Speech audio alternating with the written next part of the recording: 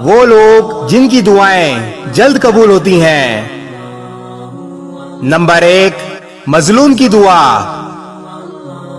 Number 2، مسافر کی دعا۔ نمبر 3، ماں باپ کی اولاد کے لیے دعا۔ نمبر 4، نیک اولاد کی والدین کے انتقال کے بعد ایصال ثواب کے لیے دعا۔ نمبر 5، روزے دار کی دعا۔ نمبر 6، انصاف کرنے والے امام یا بادشاہ کی دعا۔ نمبر 7، ایک مسلمان کی دوسرے مسلمان بھائی کے لیے کی گئی دعا۔ نمبر 8، گناہوں سے توبہ کرنے والے کی دعا۔ نمبر 9، حاجی یعنی حج کرنے والے کی دعا جب تک وہ گھر واپس نہ آ جائے۔